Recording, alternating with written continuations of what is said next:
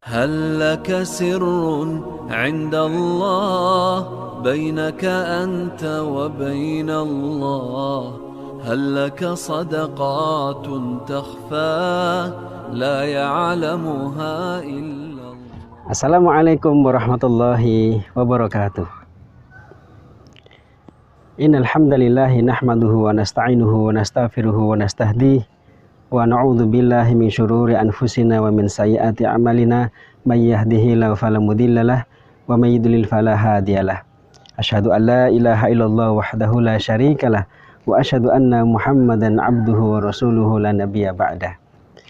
Qala Allah Ta'ala fi kitabihil karim, a'udzu billahi minasyaitonir rajim. Bismillahirrahmanirrahim. Ya ayyuhalladzina amanu taqullaha haqqa tuqatih wa la tamutunna illa wa antum muslimun. Kaum muslimin dirahmati Allah Subhanahu wa taala. Alhamdulillah, Allah Subhanahu wa taala telah memberikan kita kenikmatan kesehatan, kenikmatan kesempatan, dan nikmat yang paling agung adalah kenikmatan hidayah iman dan Islam dalam hati kita. Salawat serta salam kita sanjung agungkan kepada kekasih kita Nabi Muhammad sallallahu alaihi wasallam. Ikhwatil iman dirahmati Allah Subhanahu wa taala. Kali ini kita akan sama-sama mempelajari tentang tafsir surat Ad-Duha. Allah Subhanahu wa taala berfirman, A'udzu billahi minasyaitonir rajim. Bismillahirrahmanirrahim. Wad-duha wal-laili idza saja. Ma wadda'aka rabbuka wa ma qala. Walal akhiratu khairul laka minal ula. Wala sawfa yu'tika rabbuka fatarda. Alam yajidka yatiman fa'awa. Wa wajadaka dhallan fahada. Wa wajadaka 'ailan fa'aghna. Fa ammal yatima fala taqhar wa ammas sa'ila fala tanhar wa amma bi ni'mati rabbika fahaddits. Hadirin dirahmati Allah Subhanahu wa taala, kaum muslimin yang dirahmati Allah Subhanahu wa taala. Allah Subhanahu wa taala membuka surat Ad-Duha dengan wad-duha wal laili idza saja. Allah membuka surat Ad-Duha dengan kalimat sumpah, wad-duha, demi waktu duha, dan wal laili idza saja, dan demi malam apabila telah gelap gulita. Jadi para ulama tafsir memasukkan surat Ad-Duha sebagai surat Makkiyah, surat yang turun sebelum hijrahnya Nabi Muhammad SAW ke Madinah, maka dinamakan surat Makkiyah. Dan surat Makkiyah, kalau kita lihat di beberapa kitab ulumul Quran, adalah surat-surat yang berisikan tentang keimanan, ketakwaan, penanaman akidah kaum muslimin. Itu sebelum hijrahnya Nabi Muhammad SAW ke Madinah. Dan ketika ayat-ayat dan surat-surat yang turun pasca hijrahnya Rasulullah SAW ke Madinah dinamakan surat Madaniyah, yang isinya kebanyakan besar berisikan tentang hukum-hukum yang Allah turunkan.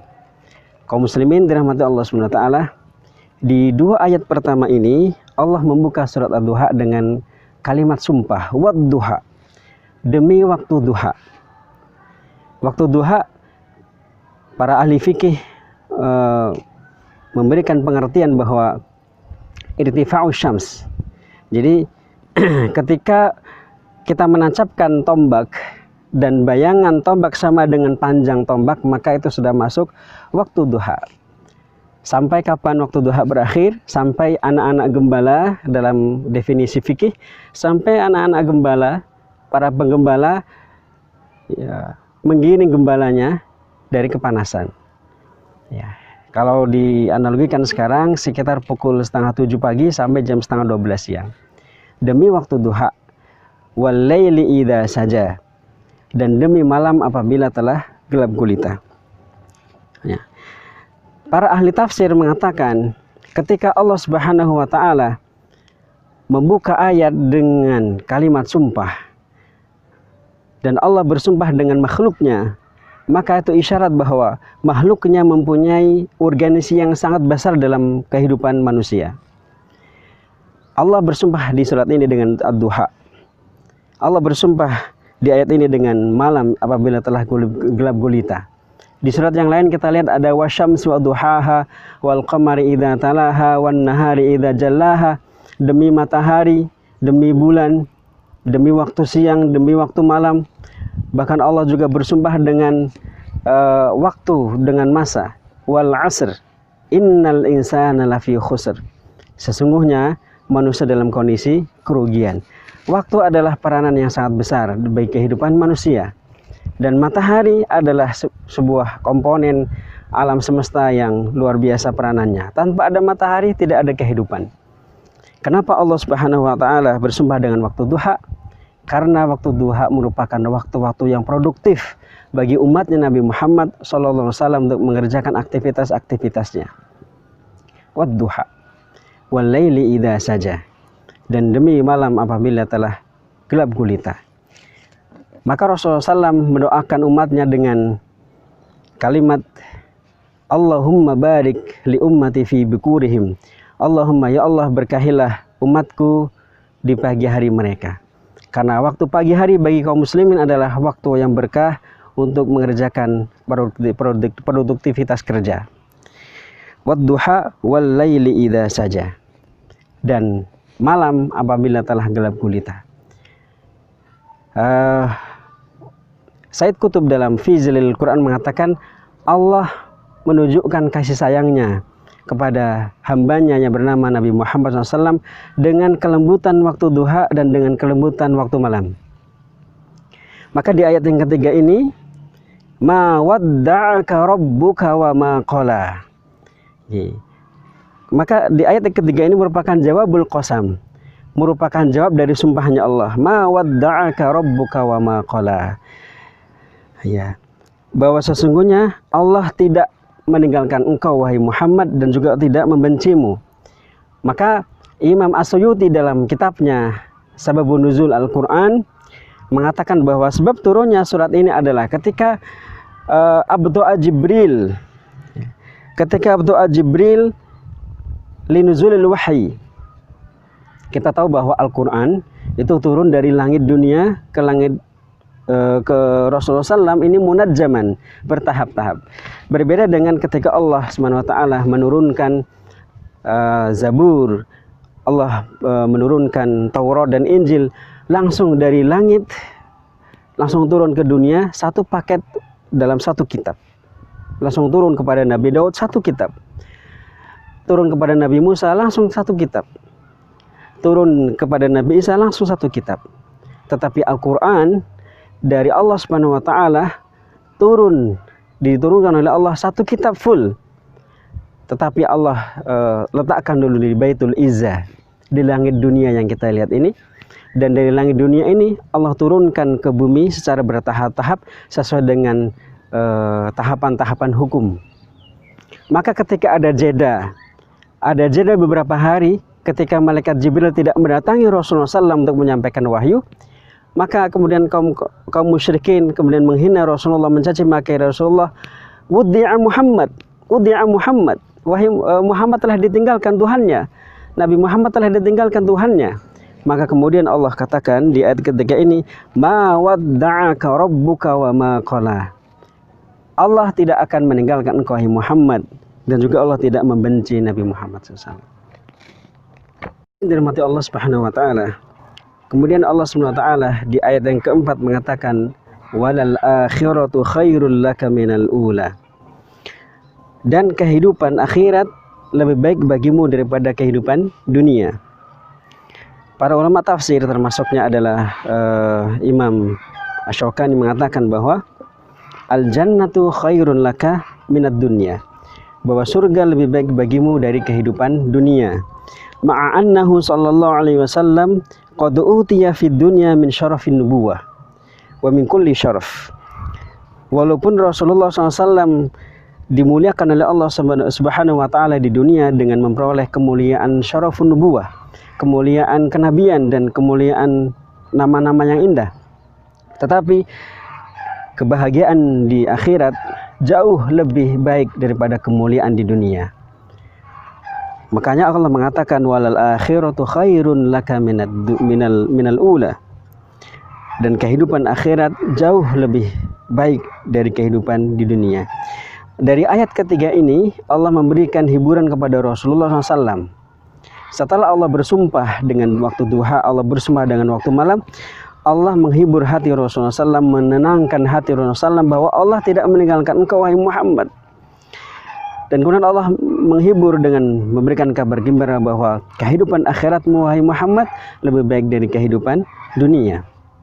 Walaupun engkau di dunia diberikan kemuliaan dengan syarafun nubuwah, dengan posisi sebagai seorang nabi. Di ayat kelima Allah mengatakan wala saufa yu'tika rabbuka fatarudha, dan sungguh engkau akan diberikan, ya, dan sungguh Allah akan memberikan engkau hai Muhammad sebuah karunia dan engkau akan ridho, engkau akan puas. Maka Imam Asy-Syaukani mengatakan ayat yang kelima ini wala saufa yu'tika rabbuka fatarudha, bahwa sesungguhnya Tuhanmu akan memberikan engkau sebuah karunia. Apa itu? Yang pertama adalah al-fathu fid dunya, kemenangan-kemenangan dakwah di dunia. Bahwa perjuangan milik kaum muslimin, bahwa perjuangan adalah kewajiban kaum muslimin. Walakinnan nasra walakinnal fatha min indillah, akan tetapi kemenangan adalah milik Allah Subhanahu wa taala. Kemudian pendapat ulama tafsir lagi mengatakan bahwa Allah akan memberikan engkau ats-tsawab fil akhirah, pahala-pahala di akhirat. Seperti halnya Allah Subhanahu wa taala menjanjikan kepada Rasulullah akan diberikan karunia al-haud, sebuah telaga yang dinamakan telaga al-kautsar, di mana telaga ini abyadu minal laban wa ahla minal asal. Telaga al-kautsar ini khusus untuk Nabi Muhammad dan diberikan nanti kepada umatnya Nabi Muhammad SAW. Al-haud lebih putih dari susu, wa ahla minal asal, dan lebih manis dari madu. Maka setiap kali ada umatnya Nabi Muhammad yang akan masuk ke dalam surga, oleh Rasulullah SAW diperkenankan untuk meminum air dari sungai Al-Kautsar. Wa man syariba minhu fala yadhma abadan, dan barang siapa yang telah meminum air dari sungai Al-Kautsar, fala yadhma abadan, dia tidak akan pernah merasakan haus selama-lamanya. Dan juga Allah akan memberikan asy-syafa'ah, syafaat, ya. Salah satu-satunya nabi yang diizinkan oleh Allah Subhanahu wa taala untuk memberikan syafaat bagi manusia adalah Nabi Muhammad sallallahu alaihi wasallam. Ya, seperti kita ketahui dalam hadis syafaat, ketika padang mahsyar, fitnah padang mahsyar begitu dahsyat, sampai-sampai orang-orang beriman berlarian menuju kepada Nabi Adam memintakan syafaat. Nabi Adam tidak diizinkan oleh Allah, isfa' lana, ya, berilah kami syafaat. Nabi Adam mengatakan, nafsi nafsi, sendiri-sendiri. Pergilah kepada ibni Ibrahim Khalilullah, pergilah kepada Ibrahim anakku Khalilullah. Maka berlarian kepada Nabi Ibrahim, ya, isfa'lana ya Ibrahim anta Khalilullah, berilah kami syafaat wahai Ibrahim, kau adalah kekasih Allah. Nabi Ibrahim pun tidak diizinkan oleh Allah untuk memberikan syafaat. Nafsi nafsi, silahkan pergi kepada Nabi Musa alaihissalam, fa innahu kallamahullahu taklima. Pergilah kepada Nabi Musa alaihissalam, karena dia merupakan satu-satunya nabi yang diajak langsung berbicara oleh Allah Subhanahu wa taala di dunia. Maka kemudian berlarian menuju kepada Nabi Musa, wahai Musa, isfa'lana, wahai Nabi Musa, berilah kami syafaat. Allah tidak izinkan Nabi Musa, silakan pergi kepada Nabi Isa alaihissalam. Maka kemudian berlarian kepada Nabi Isa, isfa'lana ya Isa, berilah kami syafaat wahai Isa. Nabi Isa pun tidak diizinkan oleh Allah Subhanahu wa taala.